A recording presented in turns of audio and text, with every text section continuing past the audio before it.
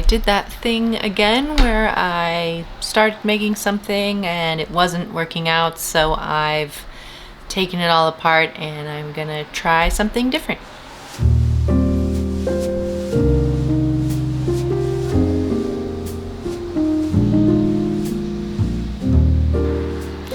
The problem, of course, being that I now have a bunch of pre-cut pieces, but luckily these were all rectangular kind of in shape, so I think I still have plenty of material to work with in good sizes. So going over what the plan is now, because I need a new plan and I need to make sure this plan is gonna work.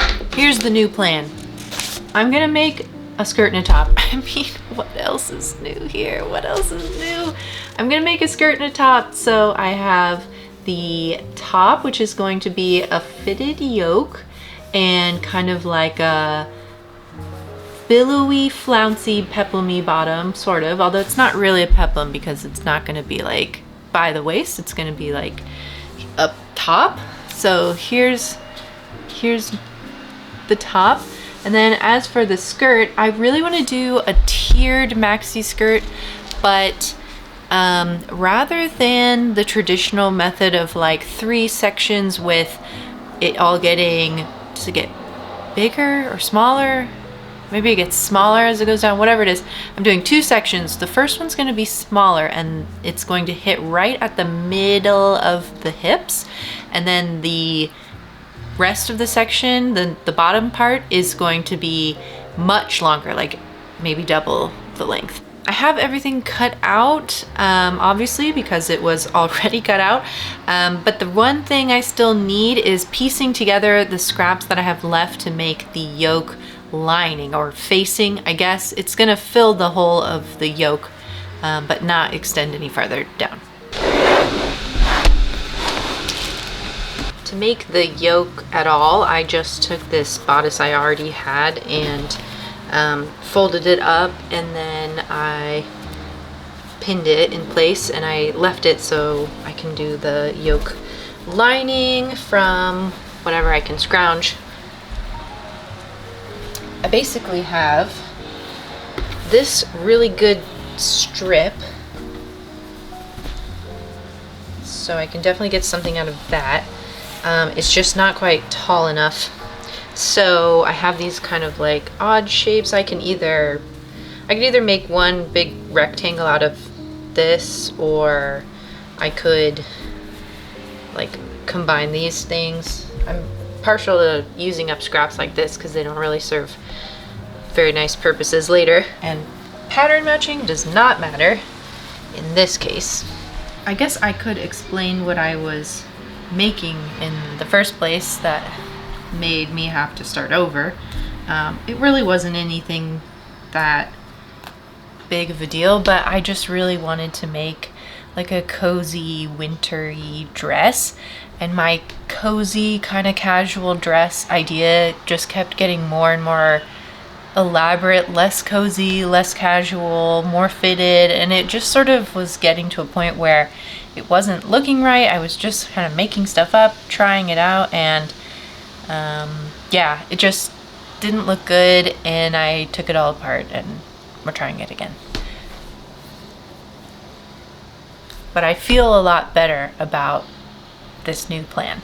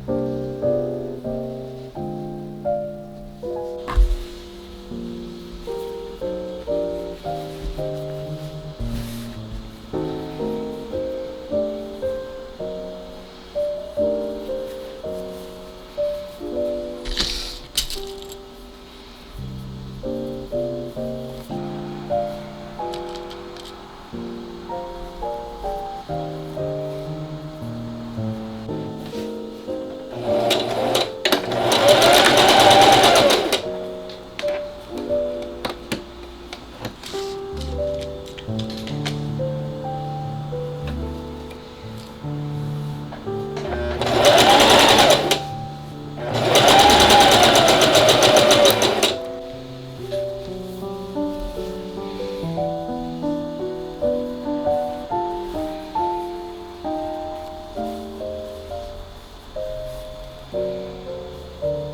I have my yoke here. I have my yoke lining pieces here, and then this is my bottom section of the top. So that's the top for the skirt.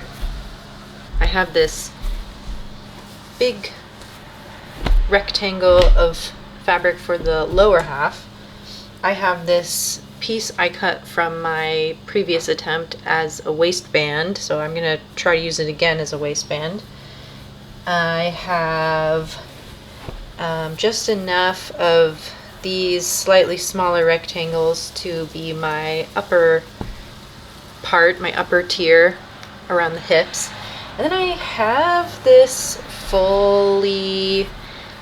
I have this extra rectangle that is the same length as the bottom tier. I was gonna see how well, I didn't know if I wanted more ruffles on the bottom here, so I'm gonna probably, when I get to that, I will just like see how it goes with this one.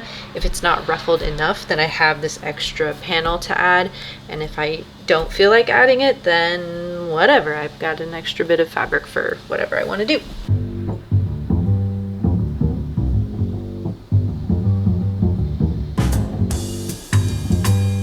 Okay, so I have the yoke, main fabric, and I have assembled also, except that I left the front open, of the yoke lining or yoke facing, whatever you want to call it. I only left it open because it's just barely attached at the bottom here, so I don't know if it matters on the lining part, or maybe it will and I'll have to redo it. But if you've never done the burrito method, it is a very useful thing to have in your noggin for assembling a top in which all of your seams end up on the inside for the neckline and the armholes.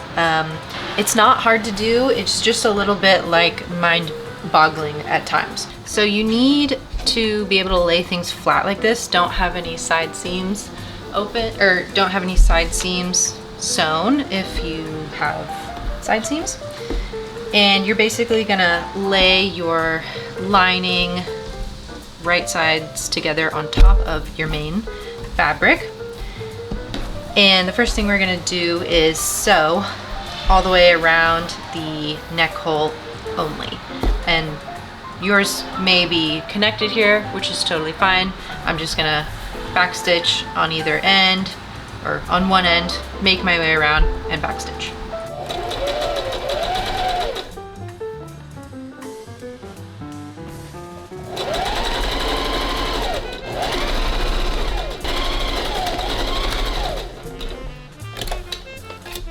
Alright, so I have this little built-in placket thing happening on my main fabric, so that's not gonna line up completely perfectly on the front, and that's okay. Yours probably will, unless you're doing what I'm doing. But anyway, okay, so we have sewn around the neckline, and I am going to do little clips in the curve. Some people take the opportunity to do an understitching, and you totally can. I'm not gonna do that this time because my fabric is the same and I don't really care if it shows a little bit, and I also don't think it's really going to. But you totally can. So now what we need to do is flip it and press this seam so that it's nice. Now we have what kind of starts to look like a lined bodice, but this is the part where the burrito method comes in. So think about it in like a three-dimensional space, and think about the logical steps of how we connect things, right? We need the right sides of the arm size to be touching each other on the lining, but that's here and here. So how is the way that we can make that work? We create our burrito. So I'm going to take the side that we don't need just yet, and I'm gonna roll it up, and then I'm going to, making sure that this fabric is not in the way, I'm going to flip this out and connect them along. So I'll connect them with pins, and again, I'm just really making sure that the fabric in the middle, the inside of our burrito, if you will, is not going to be in the pin.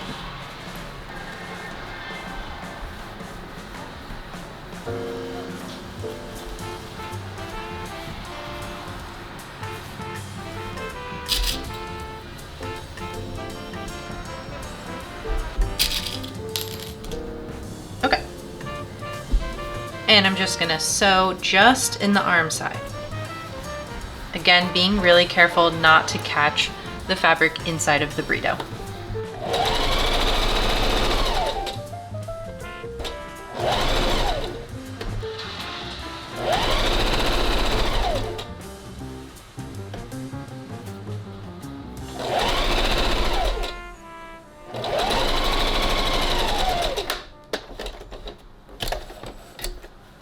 And then we're going to clip our curves again and pull it through. And look at that, we have one armhole done. I'm gonna go ahead and do the other one, clip my curves, pull it through, and then I'm gonna iron both of these at the same time.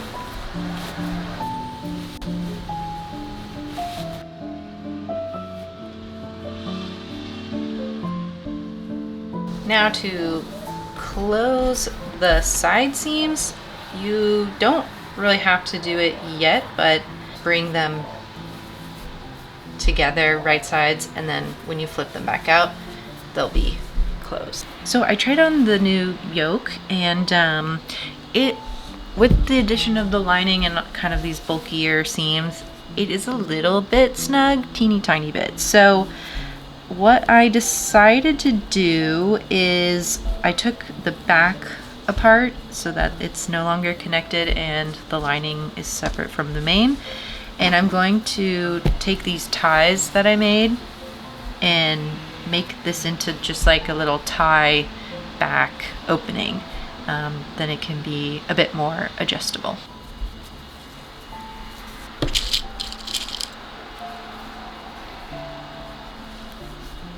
And I'm just going to sew that down and flip it around.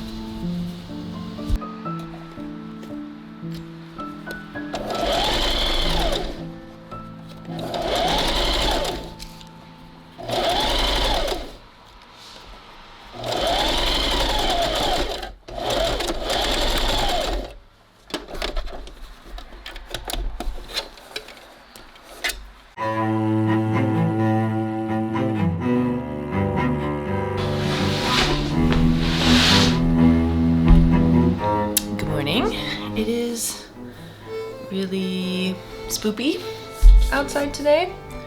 Not very nice. I am gonna do my best to work with the lighting situation. I am ready to get started on the skirt now. I'm gonna do the best with this lighting situation, and basically it's like almost done. I wanna just knock it out this morning. I wanna be done with this project so I can actually start wearing the things. Okay, the pieces of the skirt. 2 pockets from a previous project. I have a zipper. I have a waistband, just a straight waistband. I have 2 pieces that are going to make up the first tier of the skirt around my waist. And then I have the piece that will make up the main body of the skirt, the second tier. And I have this extra fabric just in case I need it also, depending on how well this gathers.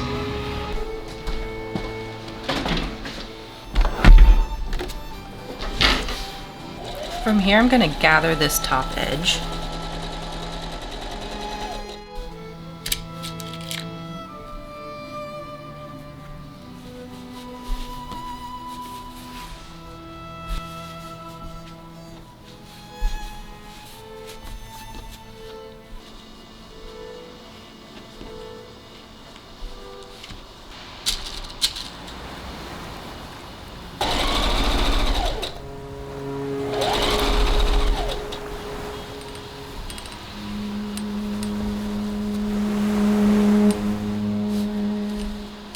I made the waistband hang over slightly on the end, well, more than slightly, and this is going to overlap where the zipper comes through.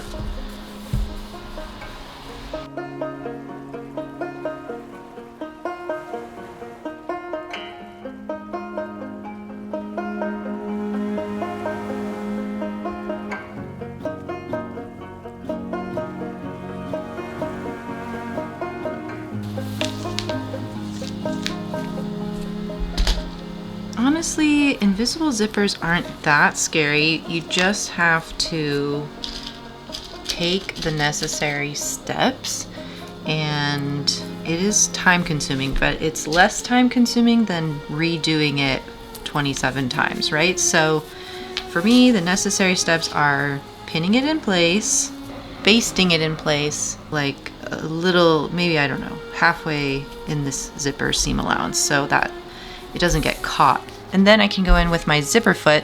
You don't actually need an invisible zipper foot to do this. The key is just pulling the teeth aside with your finger.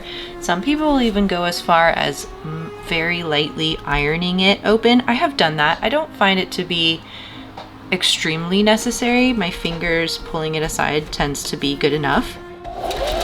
But we're just gonna go and backstitch and keep pulling the grooves to the side, the teeth to the side, so that we can really get in that little crevice.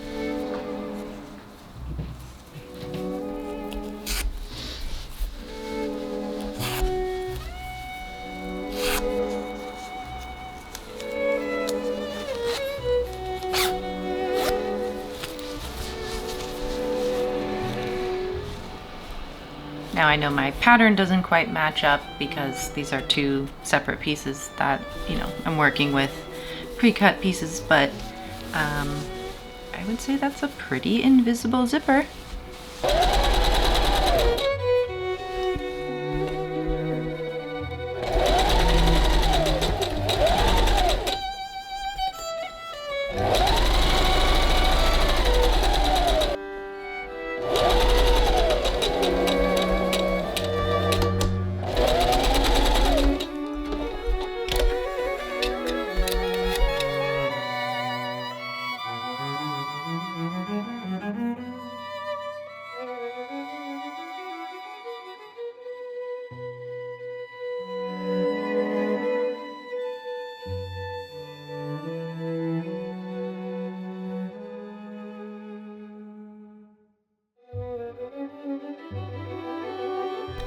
So I really like how this turned out. I think my only really unfortunate outcome of this whole project is just that I don't like the two of them together.